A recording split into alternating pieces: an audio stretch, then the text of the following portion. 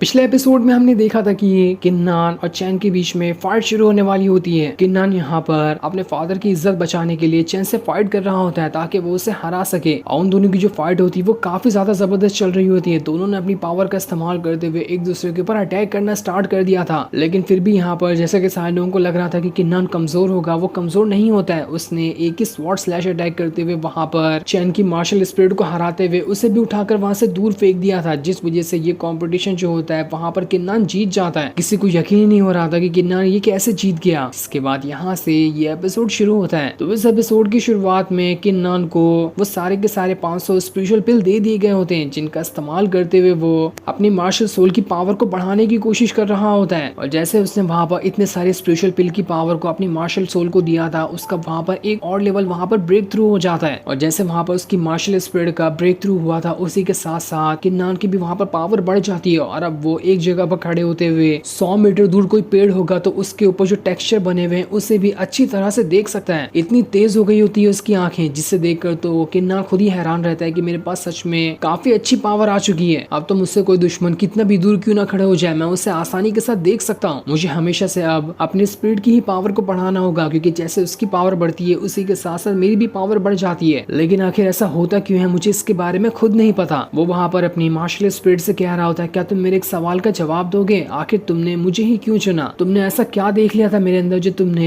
मेरे साथ ही रहने का यहाँ पर डिसाइड कर लिया? लेकिन उसकी मार्शल स्पिरिट वहां पर उससे कोई भी जवाब नहीं देती। ये सुनकर किन्नान जो होता है वो खुद में कह रहा होता है, अगर ऐसा है तो ठीक है, मुझे लगता है कि शायद ही मेरी किस्मत में ही लिखा हुआ था तुमसे मिलना, तभी मेरे पास तुम आ गए। पर जो भी हो, ये मेरे लिए बहुत अच्छा हो गया है। मैं तुम्हारी पावर का इस्तेमाल करते हुए अपनी फैमिली को बचाने की कोशिश करूंगा, क्योंकि जैसा तुम खुद ही देख सकते हो कि मेरी फैमिली के कितने ज्यादा दुश्मन बढ़ते ही जा रहे हैं, वो तो खत्म होने का नाम ही नहीं ले रहे हैं। इसीलिए मेरी फैमिली को बचाने के लिए मुझे ही आगे आना पड़ेगा, जिसमें मेरी मदद तुम करोगे। और मुझे पूरी उम्मीद है कि तुम मेरा भरोसा कभी नहीं तोड़ने वाले। दूसरी तरफ हम कुछ एल्डर को देखते हैं जो आपस में बातें कर रहे होते हैं। वो वहाँ पर बातें कर रहे होते हैं कि हमने तो सुना था कि चैन जुआन लिनसेक का जो कंपटीशन होने वाला है उसमें सिलेक्ट होगा, लेकिन देखो उस कंपटीशन को शुरू होने से पहले ही यहाँ पर किन्नान ने उसे हरा कर तो उसकी बेइज्जती कर दी। हमें तो यकीन ही नहीं हो रहा कि आखिर किन्नान ने उसे कैसे हरा दिया। ऐसा ही रहा तो हमें लगता है कि किन्नान आगे चलकर और ज्यादा पावरफुल बन सकता है, और अचानक से उसके पास इतनी ज्यादा पावर आई कैसे, इसके बारे में तो कोई भी नहीं जानता। न जाने उसके हाथों कौन सा खजाना लग चुका है जो उसकी पावर को इतनी ज्यादा जल्दी जल्दी बढ़ाया जा रहा है। यही सारी बातें वो एल्डर वहां पे बैठ के कर रहे होते हैं, क्योंकि उन्हें भी समझ नहीं आ रहा था कि आगे चलकर कौन यहाँ का सबसे ज्यादा पावरफुल कल्टीवेटर बनने वाला है। अब हम रात का सीन देखते हैं जहाँ पर चैन अपने घर में काफी गुस्से में खड़ा होता है। उसे तो यकीन ही नहीं हो रहा था कि किन्नान ने उसे कैसे हरा दिया। तब वहां पर उसके फादर आते हैं जो उससे कहते हैं, तुम्हें घबराने की जरूरत नहीं है, ऐसा तो होता रहता है। उसने एक बार तुम्हें हराया ना, तुम जिंदगी भर उसे हराते रहना, और ऐसा हराना कि कभी वो तुम्हारे सामने खड़ा होने के लायक ही ना बचे। और इस काम में मदद लेने के लिए मैं तुम्हारे लिए एक छोटा सा गिफ्ट भी लेकर आया हूँ, जिसके बाद वो उसे एक स्पिरिचुअल ग्रास दिखा जो आगे चलकर चैन की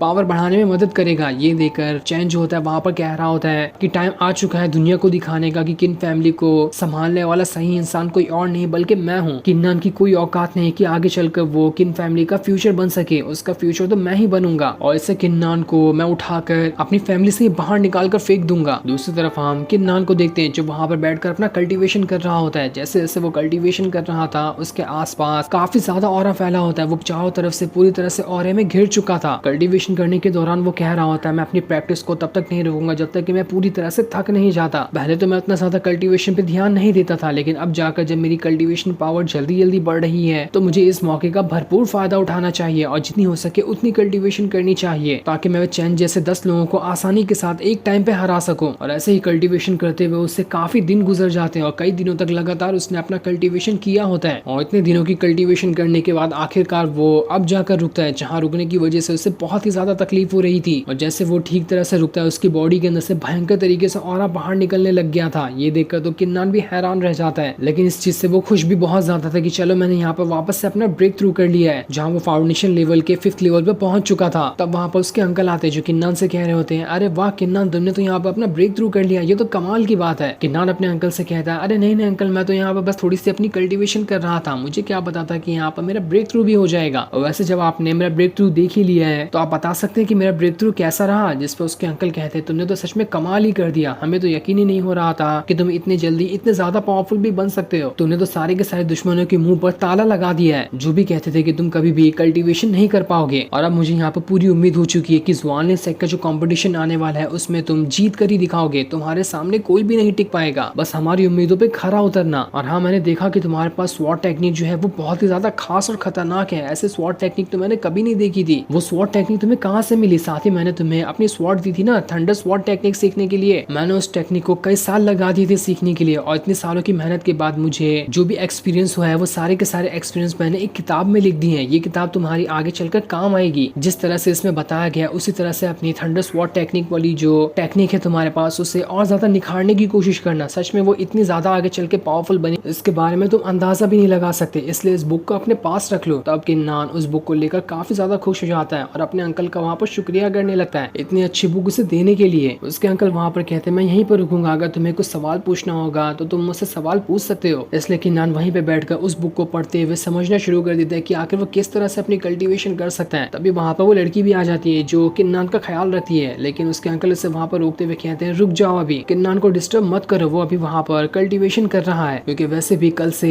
स्वान लिनसेक का कंपटीशन शुरू होने वाला है। आज ही रात कैसे भी करके किन्नान को अपना और ज्यादा पावर बढ़ानी पड़ेगी, इसलिए अभी उसे डिस्टर्ब करना बिल्कुल भी सही आइडिया नहीं होगा। जिसके बाद हम किन्नान को देखते हैं जो पूरी तरह से उस थंडर स्वॉट टेक्निक को और ज्यादा बढ़ाने की कोशिश कर रहा होता है, और उससे कोशिश करते हुए रात हो चुकी थी। जैसे ही रात होती है वहाँ पर काफी ज्यादा तेज बारिश शुरू हो गई थी और आंधी तूफान भी आने लगते हैं, लेकिन तब भी किन्नान वहीं पर बैठकर उस थंडर स्वॉट टेक्निक को और ज्यादा बढ़ाने की कोशिश कर रहा होता है ताकि समझ सके कि आखिर थंडर स्वॉट टेक्निक का कौन सा सीक्रेट है। किन्नान का ख्याल रखने वाली लड़की वापस से छतरी लेकर किन्नान के पास जा रही होती है, लेकिन उसके अंकल रोकते हुए उससे कहते हैं रुक जाओ, मैंने तुमसे कहा ना कि उसे परेशान करने की जरूरत नहीं है, वो भी अपने कल्टीवेशन के क्रिटिकल मोमेंट में है, अगर इसे यहाँ पर रोका गया तो आगे चलकर नुकसान भी हो सकता है किन्नान को। इसके बाद हम किन्नान को देखते हैं जो अभी तक के उस टेक्निक को अच्छे से समझने की कोशिश कर रहा था, और जैसे जैसे वो कोशिश कर रहा होता है उसके चारों तरफ बिल्कुल ऑरा फैल चुका था, वो ऑरा उसके चारों तरफ घिर गया होता है, जिस वजह से वो आंधी तूफान से पूरी तरह से बच जाता है। उसके सामने ऑरा की एक शील्ड बन चुकी थी। ये देखा तो उसके अंकल हक्का बक्का रह जाते हैं, क्या सच में किन्नान ने तो यहाँ पर गोल्डन शील्ड को भी सीख लिया, वो भी कुछ ही घंटों के अंदर। किन्नान ने तो यहाँ पर कमाल ही कर दिया, अगर ऐसे वो करता जाए तो कुछ रात तक ही वो